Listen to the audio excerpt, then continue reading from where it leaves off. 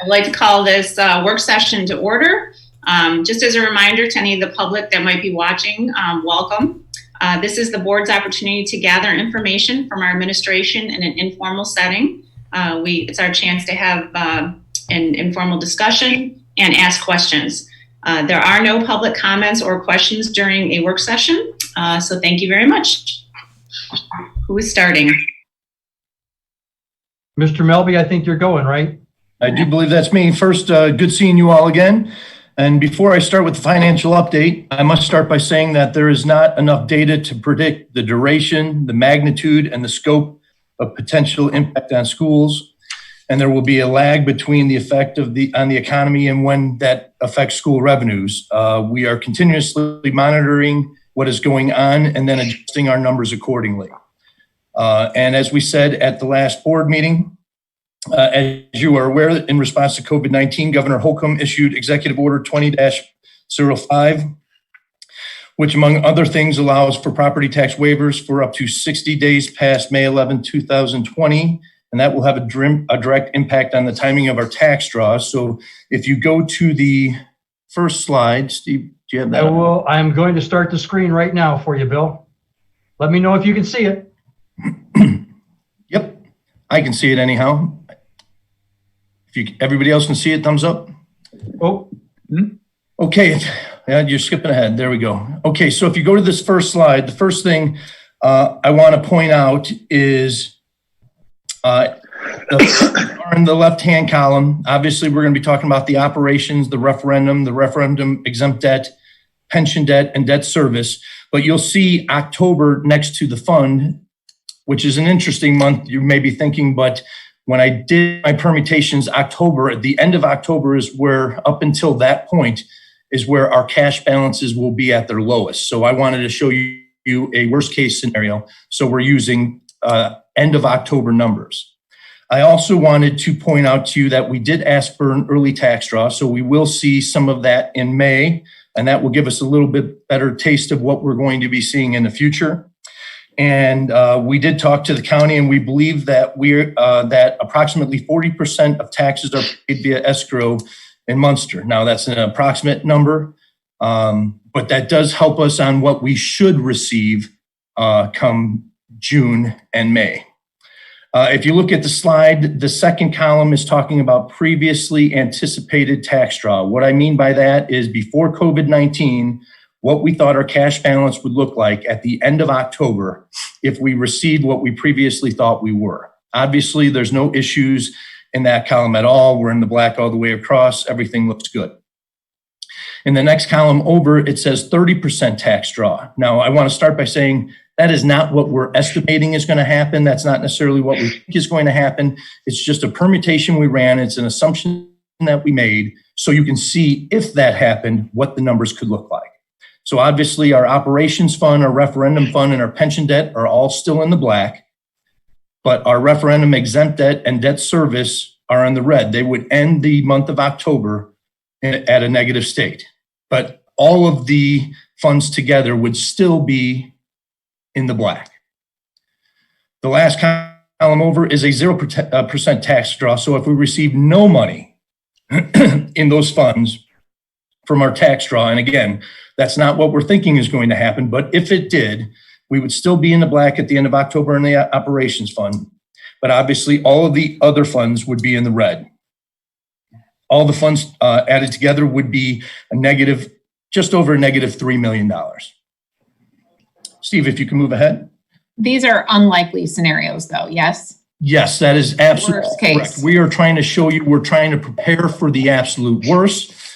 We do not think that's going to happen, but I'm just trying to show you what could possibly happen if that was what we received in our tax draws. And I'm sorry. 0% tax draw is essentially impossible because of the escrow, correct? Escrow. Correct. Escrow. Again, like I said previously, the fact that they feel that Munster's at approximately 40% money in escrow, we should receive at least 40%. And what do you expect us to get? What's that? What do you expect us to get? Again, the exact number, I wish I could tell you, but if you're asking me, my best guess, I'm hoping over 50%. I bet you Brock would probably be able to tell you better, and I'll give him a moment to answer in a second, but I don't think there is any sure way that anybody can predict it at this moment. Bill, didn't we do some research though on historically that even in 2008, when we had the recession, that I think we still had a strong percent of people paying their taxes at that point too? Correct. Yes, sir. So wasn't it still in a 90%? I do believe it was, again, it's a different scenario, but yes, I do believe it was. Steve, I think we talked about that number. It was upwards. Do you remember that number? I don't remember the exact percentage, but I do remember that we've always been over 90%, and we usually average above 98, around 98%. So even in 2008, we didn't drop below a 90% tax draw rate. The issue on this one is the timing. Some of it may come a little later than normal, and that's what Bill was trying to show, I think. Correct. So your first column was talking about almost a 98% collection. Correct. Yes, sir. Right. Just a little bit under. I always, Yeah. I'm a conservative guy. Yes. So if you can go to the next slide, and then I can answer more questions for you.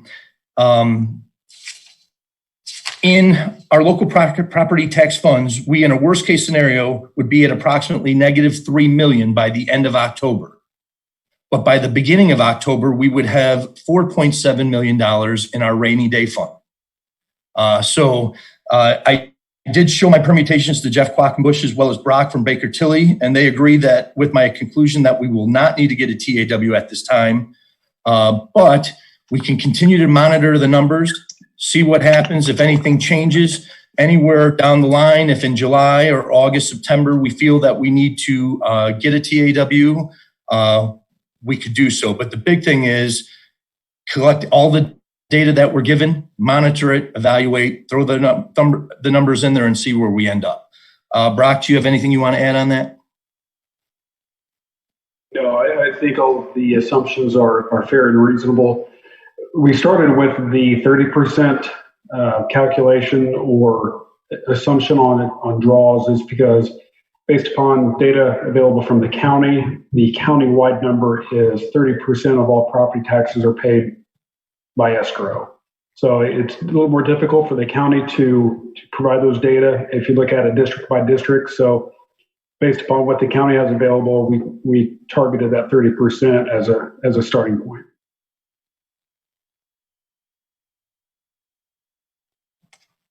Okay. Do you guys have any other questions on those things for me or Brock? Again, this is just all with the eye of being able to meet our debt obligations in late June, early July, correct? Correct, yes. Okay, seeing no more questions. I just want to give a quick overview on, Steve, if you could change the slide, on our fund balances. And I'm just going to go a really quick overview. In our education fund on January 1, 2019, we were just over $2 million in cash balance. In January 1, 2020, 1 year later, we were at approximately 3.7 million in cash balances. And obviously the last column in all of these slides that I'm going to show you is our projection of what's going to happen. In the beginning of 2020, we believe in the education fund, we will be at approximately $5.8 million in cash balance in the education fund. Now, obviously, state tuition support resources are derived from state income and sales tax revenue. Therefore, state revenue shortfalls may have an impact on the level of tuition support in the future, but we don't feel like it's going to attack us or hit us as much in 2020. If you go to the next slide, we have the operations fund. In January 1, 2019, we had approximately 1.5 million in cash balance. 1 year later, we built that up to just under 4.5 million. And just to remind you, that was on purpose. We knew the fiscal cliff was coming. We knew that was going to hit our operations fund. So we built that up so we'd be able to withstand what was going to happen. And as you would expect, after the fiscal cliff in 2020, our cash balance did shrink. It will shrink I'm predicting to around $2.4 million. Now, again, it's going to stem on a couple things, our cash balance, and there are other variables that we may talk about at a different time that could change that. But that's where we're predicting right now. And Steve, in a little bit, is going to talk about a scenario for fiscal year 2021. In our referendum fund, we started in 2019 with just over 900,000. We built that up to, at the beginning of this year, to just under 2.5. And our goal was to get a 50% cash balance in that fund. By the beginning of next year, we will be getting closer to that. We should be right around $3.5 million in that fund. The next line, the rainy day fund. In the beginning of 2019, we were at $2 million. At the beginning of this year, we're at $4 million. And by the beginning of next year, we will be at $5 million. We obviously wanted to build up the rainy day for any situations that could happen in the future that we needed to be prepared for. COVID-19 is something that obviously nobody was expecting to happen, hit in March as hard as it did, and the effects that we're going to have. But it just shows you the importance of building that fund up to make sure we have the cash balance there to withstand anything that we need to be dealing with in the future. So, Bill, do you want to also mention, let me just interrupt, about how the rainy day fund is set up? Because people need to understand it's not generating its own revenue. It's basically has to be transferred over. You want to talk a little bit about that? Correct. The fund is right now, actually, as you see, we started 2020 at 4 million, and I'm saying we're going to be at 5 million by the end of this year. That's because from the education fund this year, we are transferring $100,000 a month from March until December. And that's 10 months, and that will be the extra $1 million. So yes, you need to transfer that in from the education fund, from operations and so on. Yes, sir. But the big thing is we need to continue to grow that for challenges that may happen because of COVID-19 or because of any other issues that could happen down the line. Brock, do you have anything that you want to add on that? No, not a lot to add. It's you guys have done a great job maintaining and stabilizing, so not a lot to add.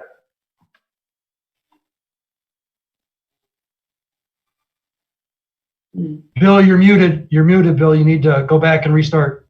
Thank you. Unless you have any other questions on our cash balances, which are pretty straightforward, just remember when you look at it, if you go back and look at it again later, 2021 obviously is projections, and we will know more month to month, day to day, week to week on what's going to happen to some of those funds. I'm going to hand it over to Steve. He's going to show you one simulation or with a pile of assumptions for fiscal year 2020-21. And first of all, I want to apologize. I have two monitors, so my PowerPoint presentation is over here. So you'll see my head turning. I'm not purposely not looking people in the eye, but I'm looking at the PowerPoint presentation as we talk.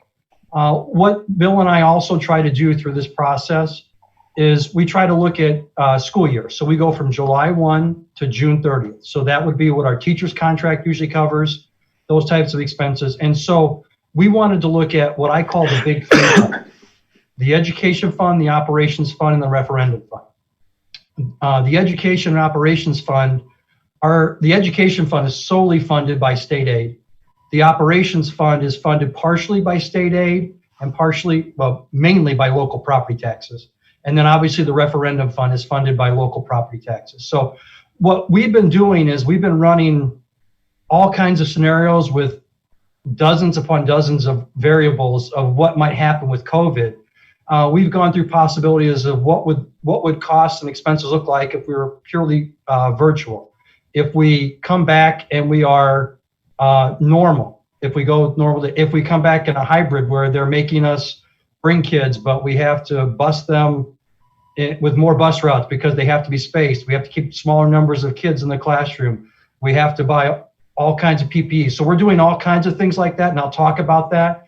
So what we want to do is run a scenario that was actually a financially rough scenario to show you guys what it would look like. I don't want to call it a worst case scenario, but I'd call it a bad situation to see how our funds would look throughout a whole year's process. Bill kind of took you through more month by month.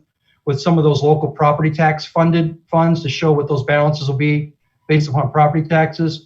We now want to put state aid in there as well and show you some things there. And Bill, if I missed something or Skip, just please jump in, you or Brock. Yes, sir. But we ran, and I call this possible. I want to first of all state that this is not what we think is going to happen. This is not what we even think is probably going to happen.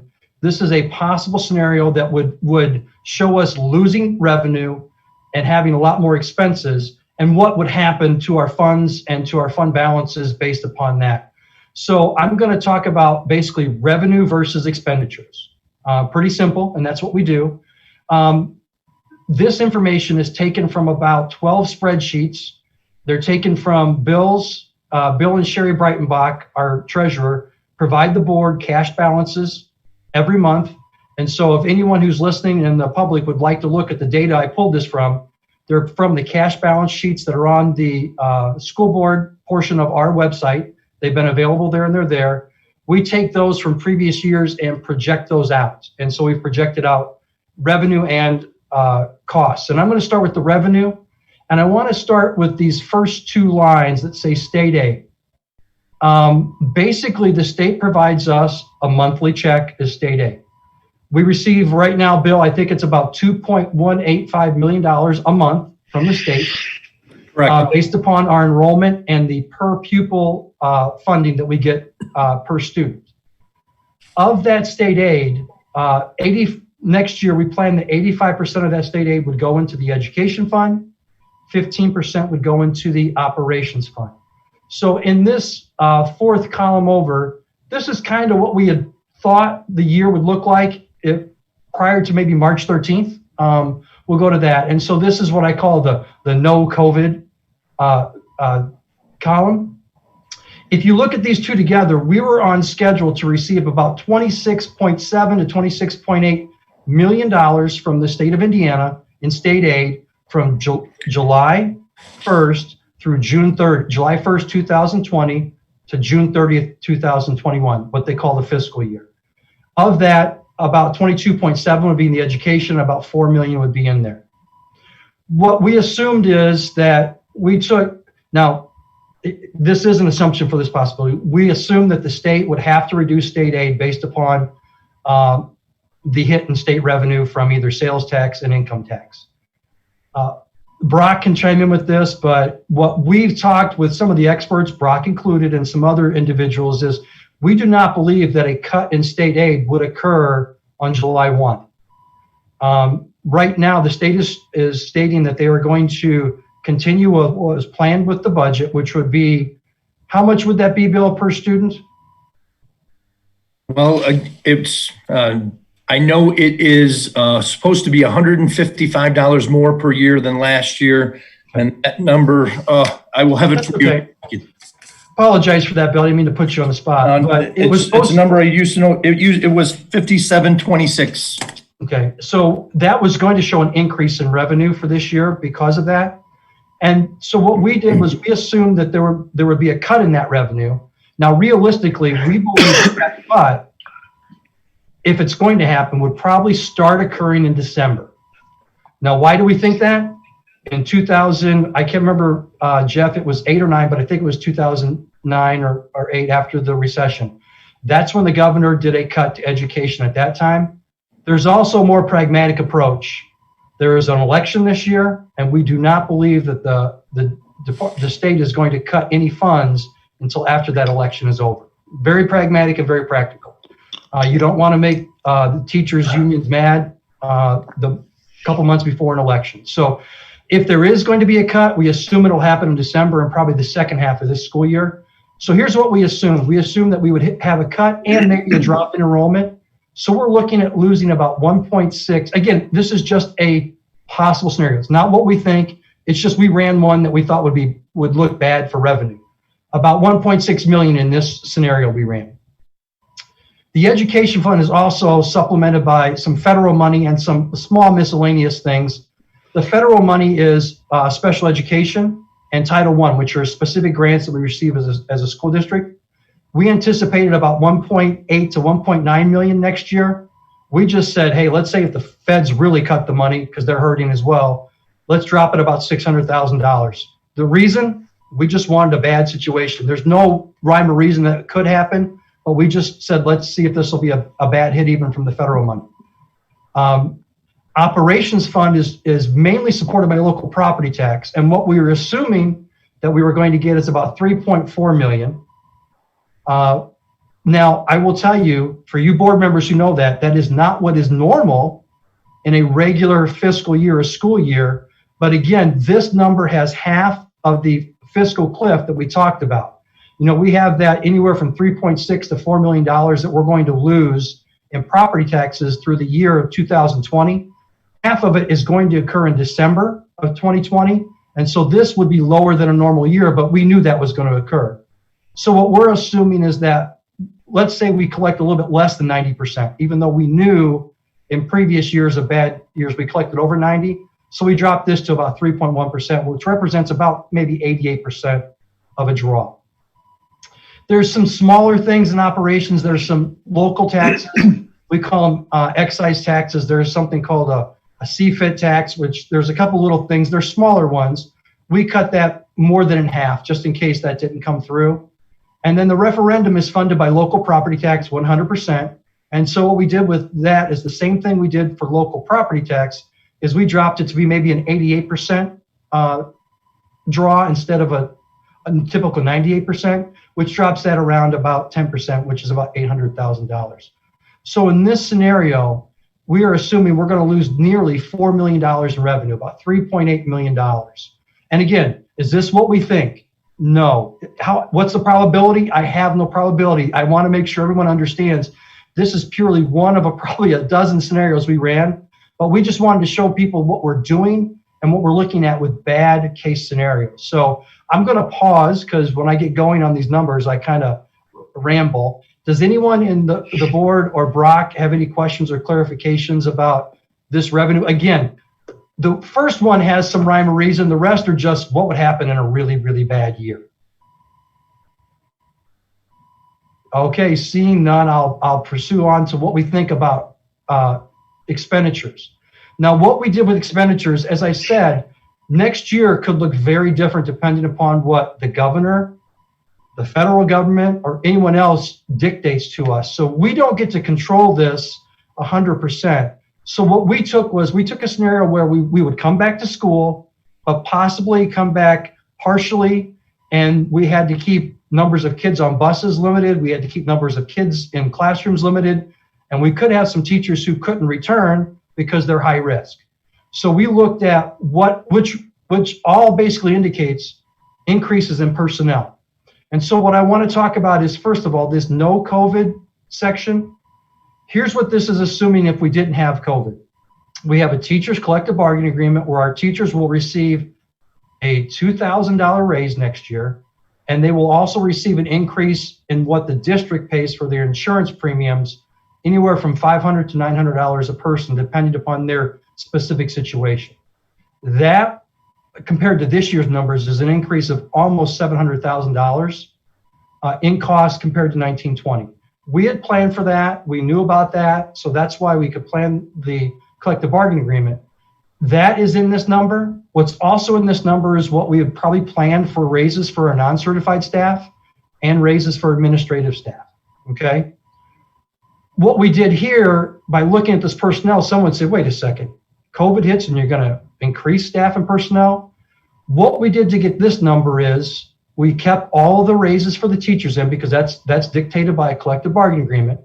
But we took out the raises for administrators. We took out the raises for support staff, because what we assume that what might happen if we have to come back for what we call an expensive scenario is we may be paying custodians overtime because we've got to clean more often, clean more things.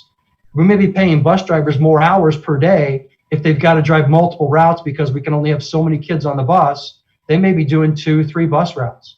We may have teachers who come down with COVID and they are automatically quarantined for 14 days, and we have but we may have some at-risk teachers who can't be in the classroom with teachers, our students, but we set up a scenario where they are remote teaching them when the students are in the classroom, but we have to pay an aide or someone else to be physically in the room with those students while they're there. So there's a lot of things there.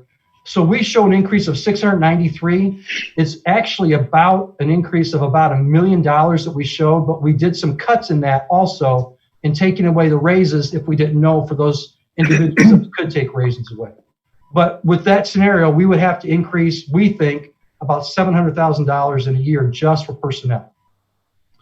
Now, the next one is substitutes would probably have to increase, and I kind of jumped the gun on that. If we have teachers who do test positive, they would have to obviously be home for longer than they normally would be if they're sick, and that would increase that cost. We may end up having to hire permanent subs if there are teachers who have to have long-term because of high-risk situations. So we up that, and you see the amount that we up that cost.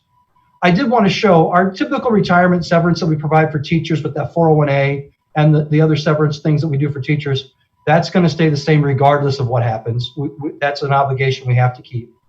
Obviously, this is something that can be discussed later, but we kept addendum positions in there. So we ran every expense that would be normal. So these cover all of the, what I call the personnel. And you see it shows about $780,000. As I said, for additional costs, it's well over 1.1 to 1.2 million, but there are other costs that we cut in that process. And then the other things we have to look at is then the non-personnel for those three funds. And the non-personnel in a normal year would run about $5 million. Now, non-personnel comes from, as I say, all three of the funds. Usually about $20,000 only a year comes from referendum fund. So the referendum fund hardly ever supports any non-personnel. I would say that probably 99% of all expenses out of the referendum fund are for personnel, but there are small things. So like if a person is funded by the referendum fund and they have to, a teacher is, and they do professional development, we do pay for that professional development for that teacher, but it's small. And like I said, a normal year is about $20,000 out of that whole $7 million we get. So, but there is a small number. The vast majority of non-personnel and operations, that comes in supplies, equipment, and things like that. So what we're looking at is in a normal year, we'd probably spend about $5 million in non-personnel items. That includes anything from school buses to equipment to cleaning supplies to office supplies, all those things that would come in there. And if Bill wants to get more specific, he can, but that covers everything that wouldn't be a non-person. What we anticipate is happening is about 6.1. We increased that by $1 million, and someone goes, whoa, why? Well, if you've got kids in the room and we've got to do things, we're probably going to be buying a lot more antibacterial soap, a lot more hand sanitizer. We'll probably be buying other PPEs. Right now, a mask, we just purchased 1,000 masks. And Bill, weren't they about $1 a piece? Yes. If we have to order masks for all of our students and they keep them for a couple days, forever how long, that's $4,000, $4,100 for a set of masks for our students.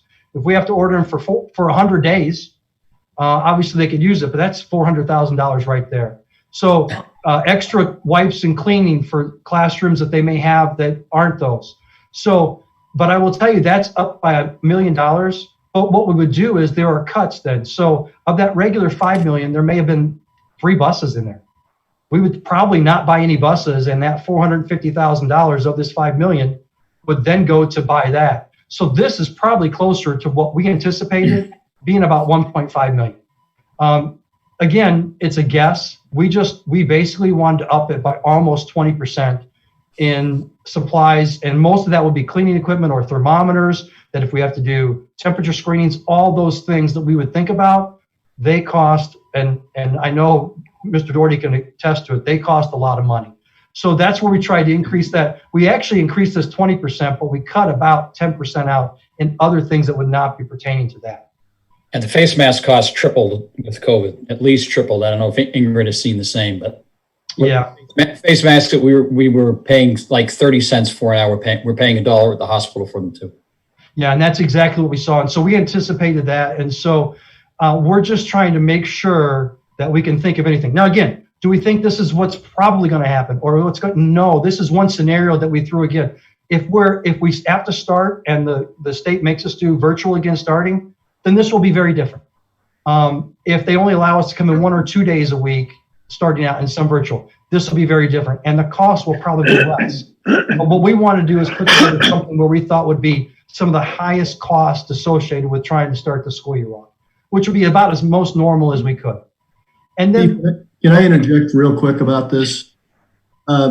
Just for the board's benefit, one of the reasons that we're doing this is we want to keep putting these models together, and we can tweak them if we get some more information that specifically addresses, more masks, or maybe we go back to being e-learning again, and now we've got to put in more hot spots, maybe more repairs to computers, things of that nature, more personnel costs to repair those computers when they get broken or they don't work at home.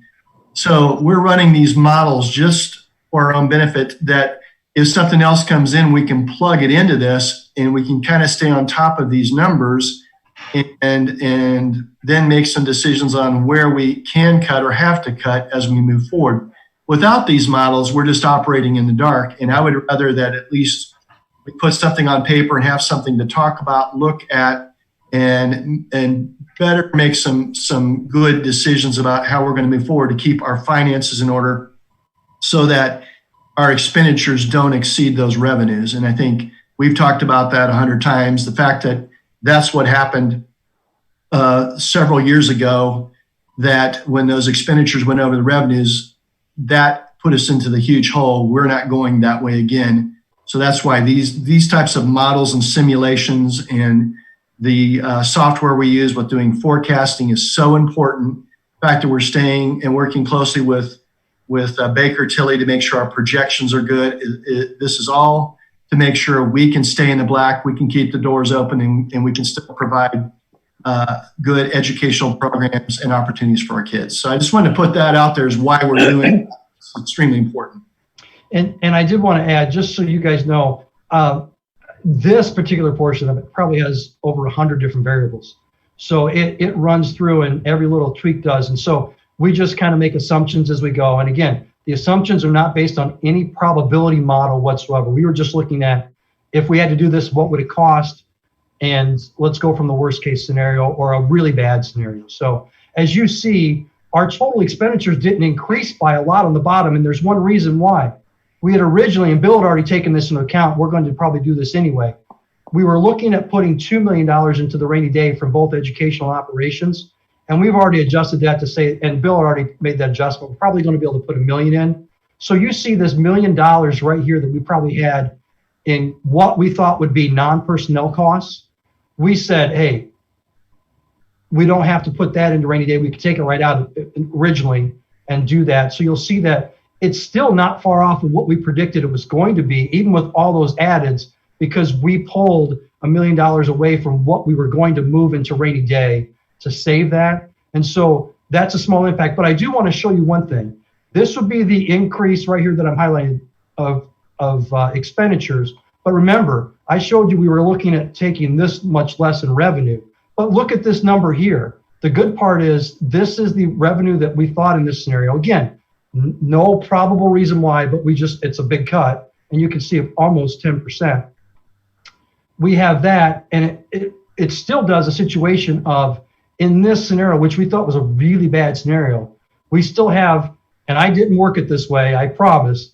I don't know how it came out to 1,001,000, but we still have $1 million right there in buffer in this one scenario, which we considered a very, very bad scenario, before we would actually be into deficit financing. And that was with still trying to put away $1,000 into rainy day right here. So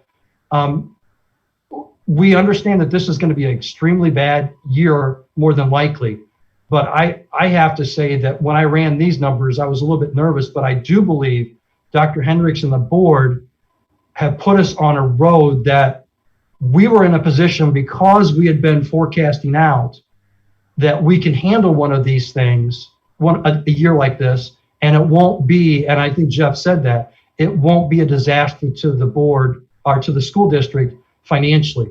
Now, if this happened, would we be forecasted where we were going to be? No, but we would not hopefully lose money, and we could still probably show that And I did want to show, I want to reiterate, this is with that raise that we still had for the teachers. So that's still going to be there. And so we feel fairly confident that even with some bad scenarios, we'll be able to get through this in a somewhat good light. Again, it's not the best light, but it would be a somewhat good light. And Bill, would you like to add anything onto that? Yeah, just the big thing is Steve hit it well. We've made thousands of assumptions. Steve and I have talked and we've gone back and forth. We could do this. If we needed to save more money, we could do this. And so on. There's too many to even talk about. The one thing I can tell you is the more data we get, the more information we get, Yes, thank you.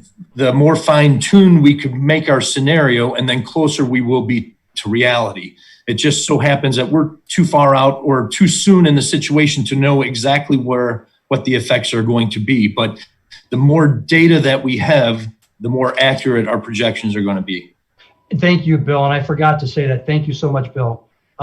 But we're going to be doing this every month when those cash sheets come out as it's updated, or when information from the DOE comes out. So we're going to be updating this on a regular basis, where it may come more realistic. You may ask, you could say, how realistic is this? I don't think it's extremely realistic. I think it's a little worse than what's probably going to happen, but you never know. So as Bill always says, and he always tells me this, because I'm the eternal optimist when it comes to that, because I can be. I'm not the financial director. Bill is the more conservative guy. He says, Steve, we have to be more conservative. And so we've been very conservative with this, and we are going to update it every time we can. And as Bill said, there are probably hundreds of, I have to put a pad of paper next to the bed now because I'll wake up and go, we forgot about this, and I'll write it down and we'll throw that into the scenario. And so it's been very interesting doing this. I can't say it's been pleasant, but I think it puts us in a good light and I want the board to know, when I saw this number, I was extremely proud to be associated with what we've done over the last 4 or 5 years. I just believe it was one of those things that that's what we said we were going to do. And I think we've set ourselves up in a position that, again, it won't be great, but I think we can handle it and we won't see serious losses for at least the school year when it comes to revenue versus expenditures. Questions or comments from the board? We went through a lot. So I had a question. Again, it's difficult to project out because there's just so many variables, there's so many unknowns, there's so many factors. And again, you're going to get data as you go along. We're currently working under a lot of tech heavy situation. If perchance there is a continuation of that, how do we look, Mr. Melby, with our technology? Is there potentially going to be a need to increase that? I know that's something we're already addressing, and how does that look financially for us? Thank you for the question. It's an excellent one. Dr. Hendricks is very clear on this. We want to provide the best education we can for our students. Right now, technology is a key part of that. And we are definitely allocating several dollars from our construction fund as well as our operations fund to fulfill as well as we can for the students' needs.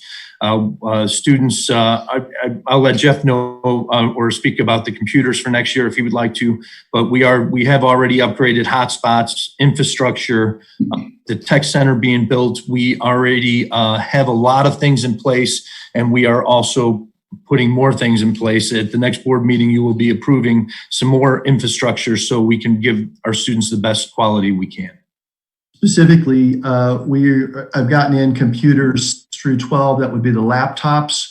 We're changing over 4th and 5th grade to Chromebooks. Actually, it's 2nd through 5th, the Chromebooks. And then K through 2 are going to be iPads, which we've just ordered. So technology-wise, we'll have a lot of new equipment for our students to start with and get us through. So that if we continue with e-learning in the fall or have to start out with the fall, we will have enough devices, we hope. And we are continuing to look at ways to provide the connectivity pieces through the hotspots, or we've even bought cheap phones with the ability to jump onto those as connectivity points as well. We've also are starting to look at, can we put some technology in our buses and park them throughout the community if we needed to, for kids to draw on internet as well. So we have done I think an outstanding job of trying to look at all angles to make sure that our kids have a decent device to use, that we have the connectivity for them in our community. We have been working with our teachers to continue to train them on how to best use technology in this format that really we weren't ready to do, but I think our teachers are doing an outstanding job with that. So I think we're moving that direction. We're getting better all the time, and so I want to give kudos to our teachers. So I think there's all these things that we're thinking that we're working on now that we're continuing to deliver. E-learning program, is it the best out there? No, not by far. Are we still have areas to grow? Absolutely. Can we get better? We will.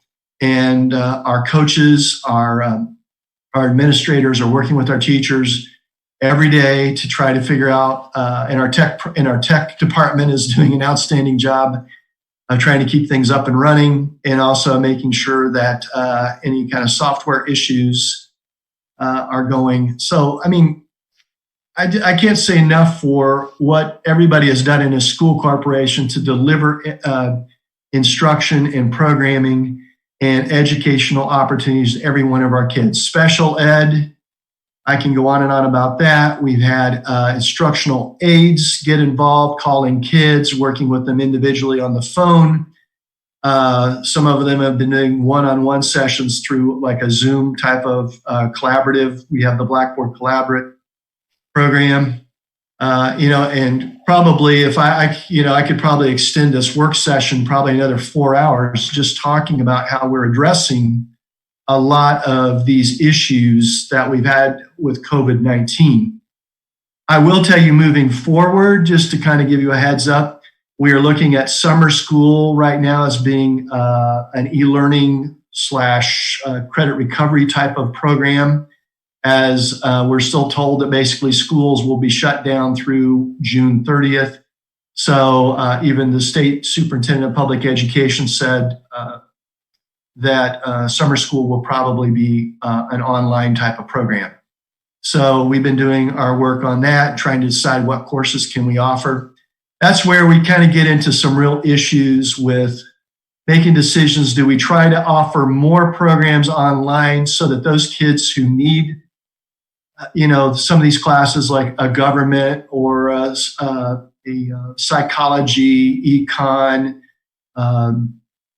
history, health class, and then of course the remedial math and language arts programs, that we can make sure we can somehow deliver that to them and they can get the remediation they need, or get the class out of the way because they want to take something else in the fall that gets knocked out if they can't take these summer programs. We also realize that that if that doesn't work out too well, we may have to hire more teachers so that we can provide those extra courses that we couldn't do in the summer, and that's an additional cost. Then also, I think Steve and Bill brought up the whole enrollment piece, and we've talked a little bit about that.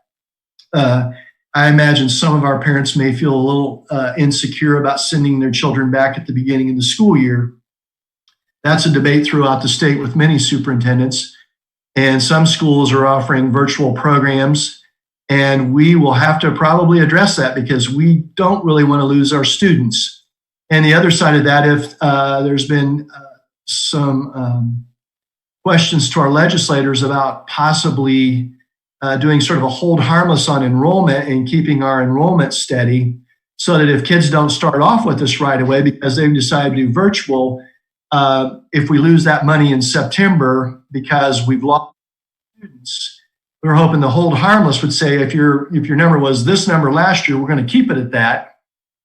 So that even if it drops below that, we know that probably if they open schools back up, when we go back to a regular school schedule, that that one, we wouldn't have to have laid off a bunch of teachers, but two, we would have the monies to pay for the extra teachers we've had to hire or keep on staff. So there's a lot, just several variables here. You know, Steve and Bill talked about the busing, talked about additional aides, talked about substitutes.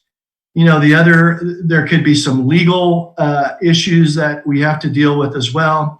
Special ed is another issue with how do we make up for some IEPs if we couldn't provide the additional time that's needed that the IEP asked for because of the current way we do school. And, you know, we're gonna have to wait and see what the federal government and the state government does in terms of providing information to us for that. So that's just kind of a scraping off of the top of really some of the issues that have come up, and there's many, many more from these staggered schedules. Dr. Stokes and I have had a probably a good hour-long conversation. She's been working with the high school principal and director of guidance to talk about how would we do programming for kids, how will we help kids make sure they get the credits they need, what does that look like, how are we going to do it in the summer. So, I mean, I could go on and on about this, and there's just so many other variables we don't know yet. And again, a lot of it's we're still waiting for what our governor is going to maybe come out with on Friday in terms of guidelines that we need to follow. Maybe, you know, there's talk even in Illinois about they're not going to start school right away in the fall. Will our state follow that lead? I don't know. But there's talk that probably in the middle of May, we'll probably get some more information, but we need to plan for that. So I think those are the outstanding things right now that we're just thinking about. And I think Bill and Steve made a good point, is that we don't have all the information we can to really make good judgments, but we're setting up the framework to hopefully help guide us through this and keep us going in the right direction. So with that, I do want to say one other thing before maybe somebody else wants to jump in. One of the things that has been a real positive in our district since we've been basically doing e-learning is our staff has done an outstanding job with what I call the social emotional learning pieces, the mental and emotional health, thinking about our staff members, thinking about our students, from parades to, I think we've been on the news numerous times for celebrating birthdays. And we have one bus driver that went around to every student that she had on the bus with a note saying how much she misses them and is sorry to say that she can't say goodbye, but she just wanted them to know how special they were to her. And I know other bus drivers are planning to do something as well for their routes. And you know, this is something that came from them. This wasn't something that came top down. It's that they thought their kids were so special. They wanted to honor them. They wanted to celebrate them. They wanted to make them feel good. Our teachers, I've seen numerous videos now that they've been doing fun things to keep things going. And then they're also trying to do fun things in their classes, playing different games with the kids, as well as not just doing always school, you know, sort of the school work, but doing some other fun activities. And I really feel like we're doing everything we can to address as many needs as we can with our students. And I want to say one other thing. I know our parents, many of them, and some of you who are parents and have kids sitting at home with you, small ones, you know, middle school ones and high school ones. And, you know, it's a struggle every day to keep them occupied, keep them entertained, but also trying to keep them focused on doing schoolwork. And it is challenging. You know, I had one parent that was emailing about, you know, can we do things differently? Can we close school out early? And unfortunately, you know, I said we have to meet a threshold of at least 160 days of e-learning. So that's why we're ending up at around May 31st, I believe, is the last instructional day. I believe that's right. I think, isn't it May 29th? I mean, May 29th. What am I saying? May 31st. May 29th. I'm sorry. Thank you. I was hoping we could have some more. Too many things going Let's keep going. Woo! Maybe a wolf skip revolt. Yeah, she just saved you 2 days. But yeah, so so some of the parents have emailed me, and I've tried to address the fact that it's not that I wouldn't love to cut things a little short, but we have to meet the state guidelines, so our state requirements to meet all the instructional time, and we're still using the waiver days as well on Wednesdays to give our students a bit of a break. But all I can say is hang in there. I know it's tough to do work at home. I mean, as an administrative team, we were having Zoom meetings constantly. We're having board meetings in Zoom.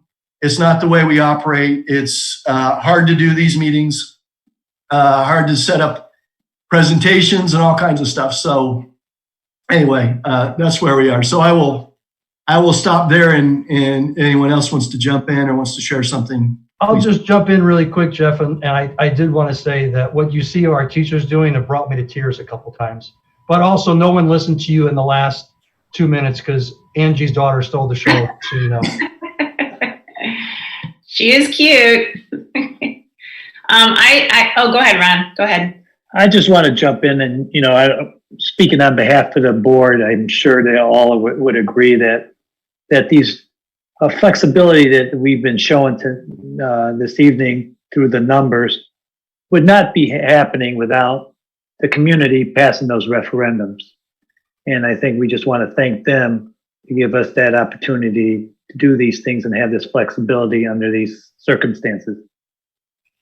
Yeah, I think it's phenomenal that we don't have to go out for another TAW to cover we are going to be short prior to June 30th. So I think that's.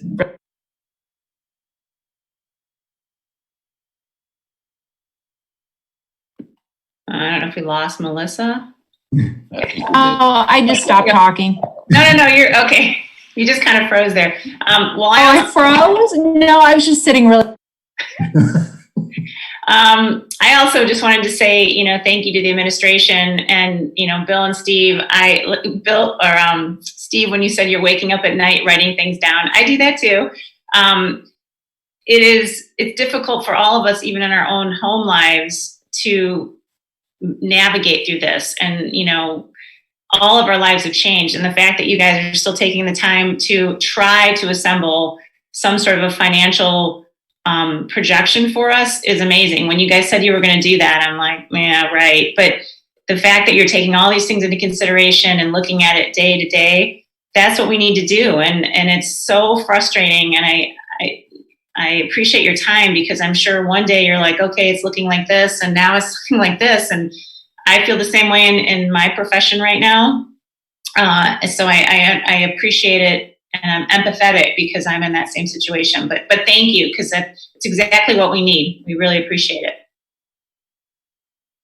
I just want to circle back real quick. So I appreciate everything you guys have done, our administration, our teachers, our community.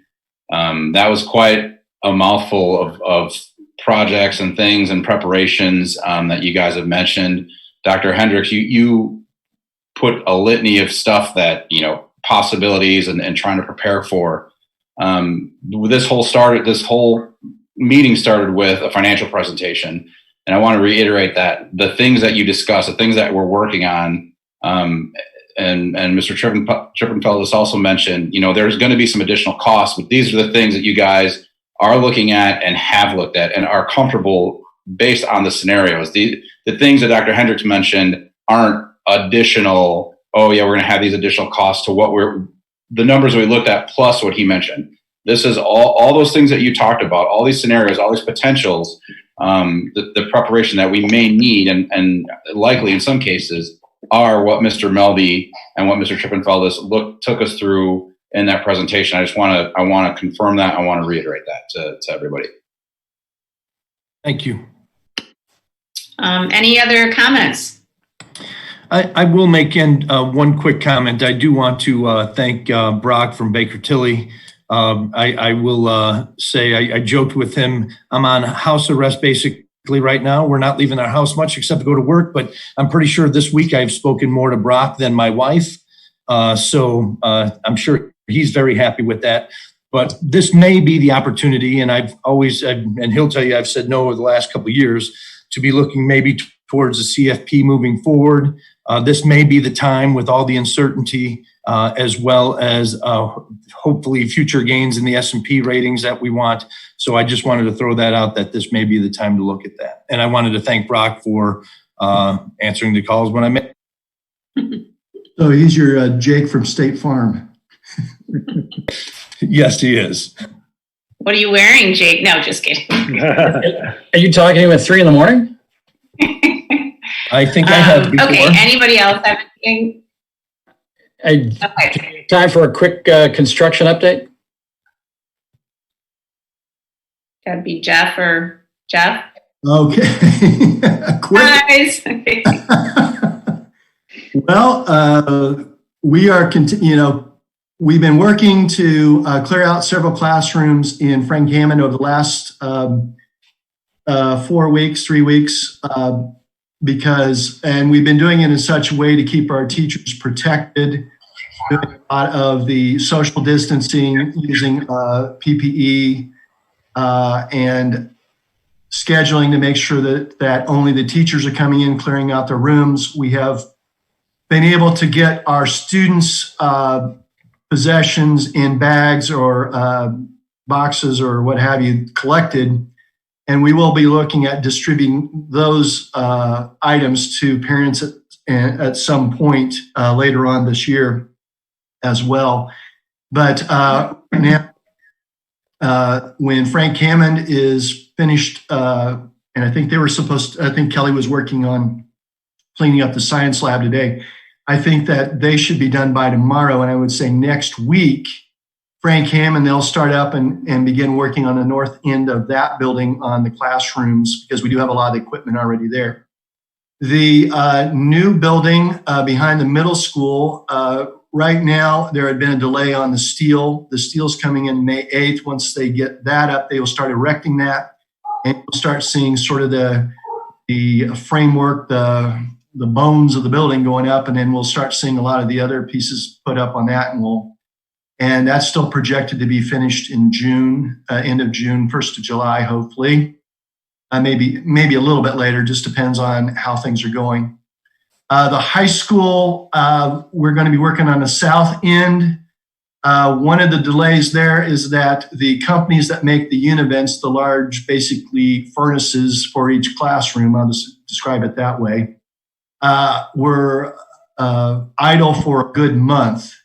And so delivery of those units, I think it was 22 classrooms, that delivery for those was going to come either mid or late June. So what the construction groups are going to do, they're going to come in, they're going to do flooring, painting, cabinetry, and then they're going to leave a spot. They're going to keep the old univents hooked up, but if they get the new ones in, they will swap those out. And so we'll get that done. The middle school, they're working on that now. They got painting, I think it's actually flooring. I don't think it's carpet. I think most.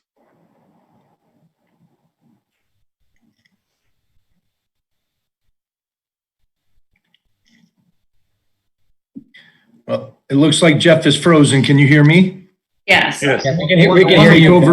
I'll take over on some things until he comes back. The turf fields outside, they're almost done. Obviously, a lot of rain lately that has put things behind a little bit, but they are getting close to completed. There will be a painting project that we bid out prior to COVID outside. So you will see some buildings being painted outside by the complexes. We also had a large portion of the north part of the high school painted during this break. Today, there was a meeting about starting the process to bid out the tile floor in the pool, where remember, we're going to do a portion of that to make sure it works, and then we will get the rest of it done. We have the bulkheads are going to be put in soon in the pool that need to be replaced. We are looking to paint the the lockers in the portion of the high school, so we can get everything matching that way as well.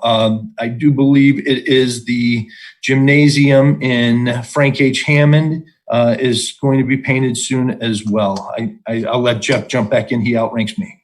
Sorry, I somehow got knocked off. I think I need to put a few more quarters in the machine so I could stay on, but I believe we also have turf.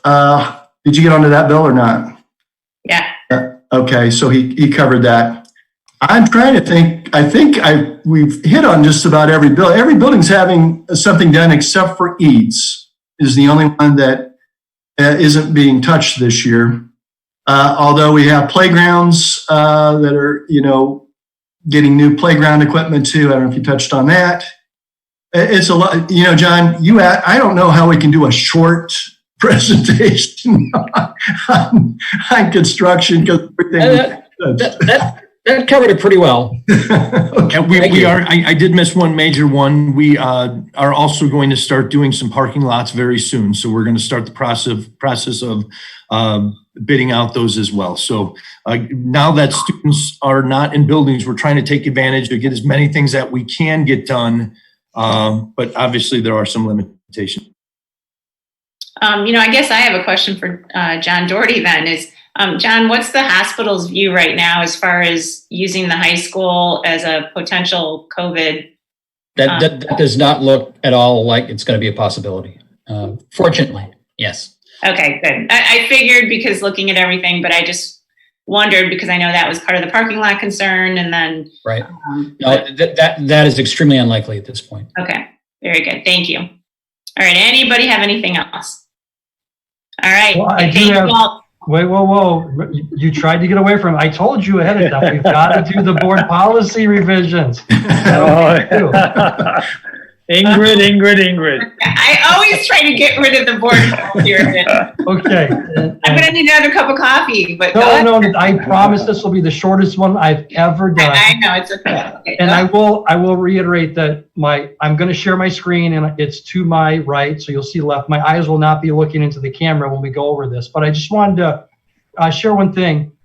With Angela Jones was looking through some things and we were trying to update a couple things and we saw one of the things we wanted to update was a small thing about no trespass. And now that our schools are closed, it's a smart thing to do if we got people that are still trying to come in our buildings that shouldn't come. So it's very apropos. So I want to share with you just two small revisions that I will ask you guys to approve at the May 18th board meeting.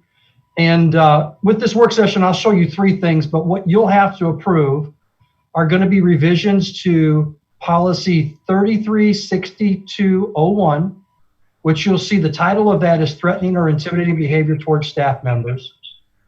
And what we wanted to add to this policy, it's a very small revision. I told you, Ingrid, it'll be the smallest one I ever give.